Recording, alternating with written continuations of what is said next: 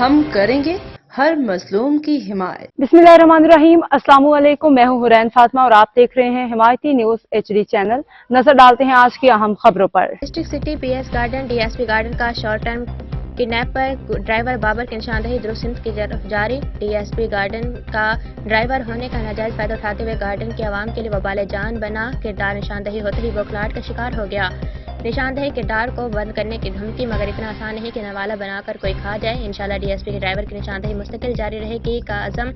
روزانہ کی بنیاد پر کل سے اشاعت کے توسط سے ڈی ایس پی گارڈن کے ڈرائیور کی نشاندہی جاری رہے گی اور افسران بالا کو متوجہ کرواتے رہیں گے ایسے ناسور کردار کی جو وردی میں فرعون بنے بیٹھے ہیں۔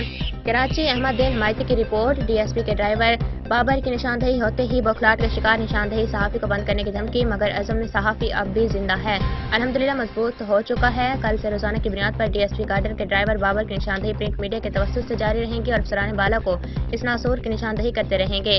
شارٹ ٹرم کڈنیپنگ سے لے کر تاوان کی وصولی، بعد ازاں گھروں کے تقدس کی پامالی سے لے کر رات کے اندھیرے میں ڈی ایس پی کے گھر روانگی کے بعد سرکاری موبائل کے استعمال تک کا سفر ہے۔ بے نقاب کریں گے سٹی کے اسٹرکچر کو جو بدنام کرنے والا بابر آخر کس مرض کی دوا ہے؟ اہلیان گارڈن کی ایس ایس پی سٹی سے سوال۔ ڈی ایس پی گارڈن کا ڈرائیور کس کے حکم نامے پر محکمے کا نظام خراب کر رہا ہے؟ آخر بابر کو کس کی سپورٹ حاصل ہے؟ محکمے کی عزت کا ستیہ ناش کرنے والا بابر اعلی افسران کی آنکھوں کا تارا کیوں؟ سوالیہ نشان۔ اہلیان گارڈن کے عوام نے Karachi police chief Javed Alam Odho, D I G South Asad Raza, S S P city Arif Aziz سے پرزور مطالبہ کیا کہ ڈی ایس پی گارڈن کا ڈرائیور بابر کے خلاف محکمانہ کارروائی کر کے ضلع بدر کیا جائے۔ اب عوام تنگ آ چکی ہے فرعون نما بابر سے۔ اب تک کے لیے اتنا ہی۔ مزید خبروں اور اپڈیٹس کے لیے دیکھتے رہیں حمایتی نیوز HD چینل۔